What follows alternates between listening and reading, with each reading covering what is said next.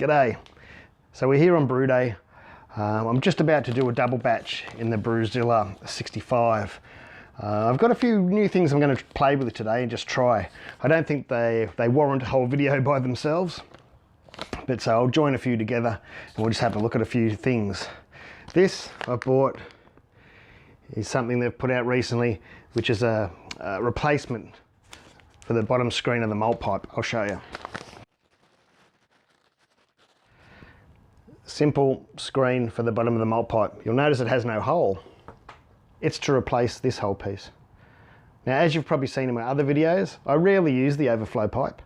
It's more used if I happen to be going out and leaving the mash by itself, which I never ever suggest to do, but sometimes it happens.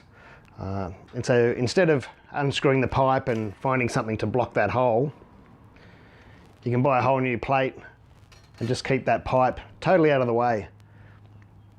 Makes stirring easier and things like that.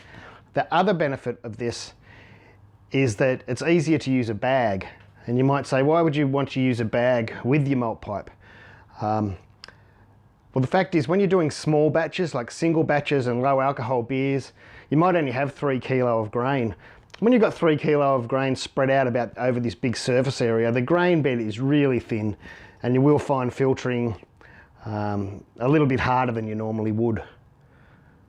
So I believe it's not a bad option to put a bag in for single batches. You won't need the bag for a double batch. But some people like using a bag because it's they have finer holes. They can grind their grain to a pulp or to dust, and they can use it and still use this because it's a lot easier to handle a bag when it's in a malt pipe than it is just the bag on its own. So if you're still a little bit confused as to what it is, it goes in the bottom of the malt pipe. Just like that.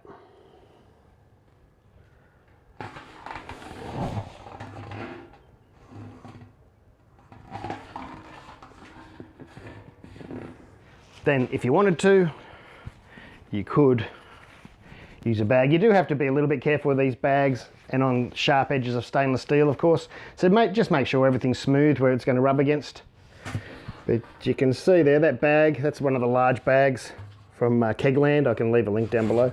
That fits in there nicely if you wanted to use a bag. As I said, you don't need to, but there's the option now, and it's a lot easier without that pole in the way. And, without having to muck around and find a bolt to plug the hole. With a bag, you might not have to plug that hole at all. You probably don't. But, it's just another option. It's good to have an options.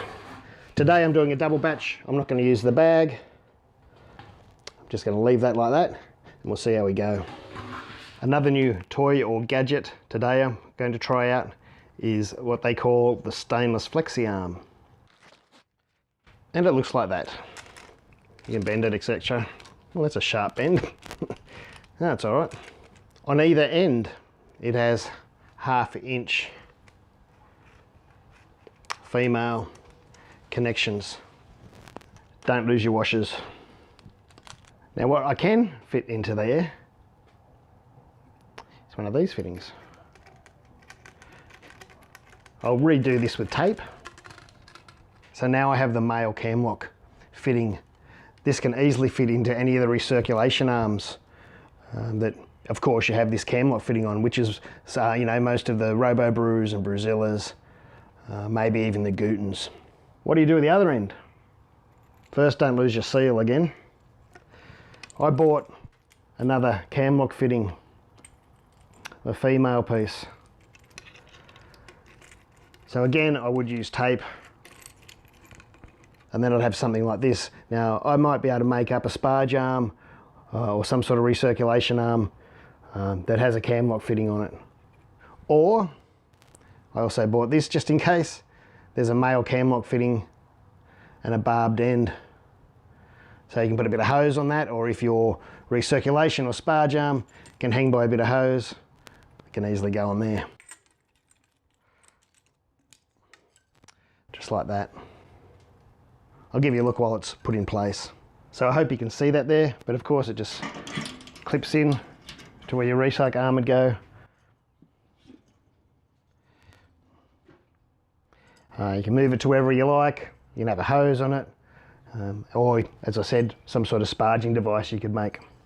There's also no reason why you couldn't just leave off this second cam lock device and screw in just a barbed nipple to a 1/2 inch male thread. Of course this thing isn't needed. I just thought I'd have a look at it and show you. People might have a better use for it, another use. But I'm going to use it today and we'll see how it goes.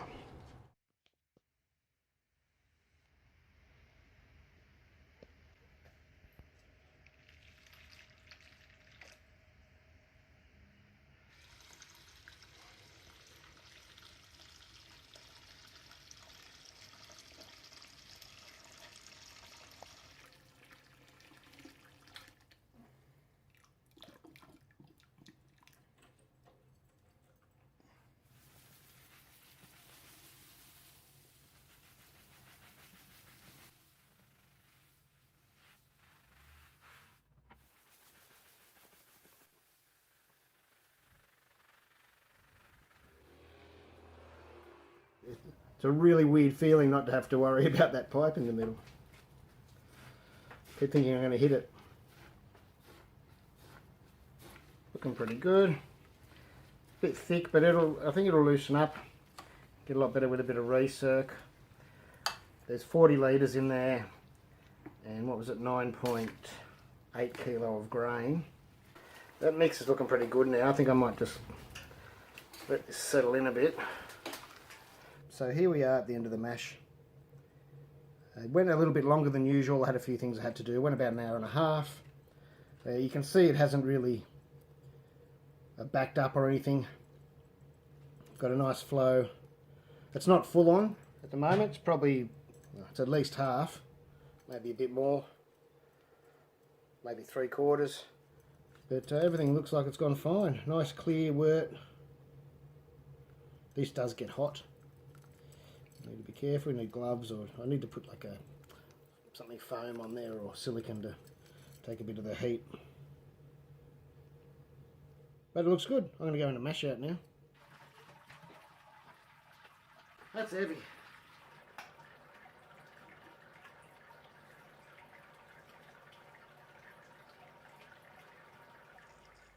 So I've used this a few times now. I used it again yesterday.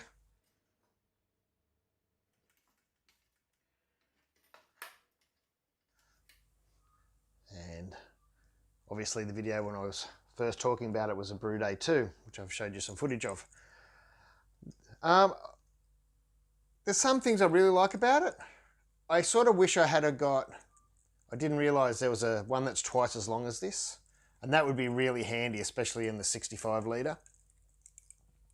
And even in the 35 litre Brewzilla or Robobrew, the longer one would be a little bit more handy, I think. But this still has its merits. And I kept saying sparge arm in the video, and it wasn't. I didn't really mean sparge arm. Well, that's what they're called, aren't they? Even if you use them for recircing as well, I guess. But yeah, it would really hold up well if you wanted some fancy recirc arm, you know, that snake. You can get those snakes, or you can make up a little sprinkler or something. It'd be perfect for that. You know, I don't usually bother with things like that, but I know a lot of people do. But, you know, I think for some things it's great, for others it's not so great, and that's really up to you to decide. It does get hot, as I said, and it probably needs something to protect you from the heat, whether it be gloves or, you know, silicone, something around there. But I think that has its uses, and I'll be using it more often.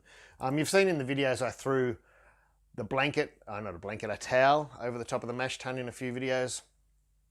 And it was because I was using this, and because I've been the lid's good, but I'm always worried I'm going to drop it. Especially when I'm looking at the camera and I'm videoing and I've got things everywhere and I've always got to sort of put it down. And because I put this big contraption on the end, and we dropped it then, that of course doesn't fit through the hole in the glass. But as I've said before, you don't need this. You could easily go straight to a barb or a nipple or whatever you want to call them. and go through the hole, or put a little bit of hose on it and go through the hole, you know.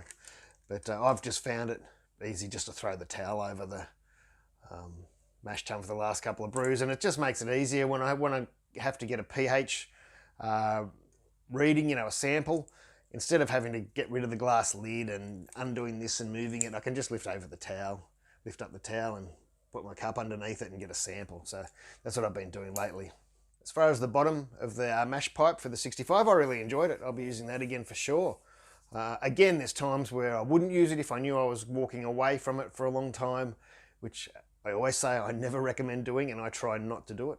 There's a lot of times I'll even turn the pump off if I'm walking away. If it's all at temperature, I can put the lid on or put something over it and just turn the pump off, and it'll keep its heat very well, especially when you're not opening it all the time. So yeah, they're two good things, I think. I think they're all right. They're not essential.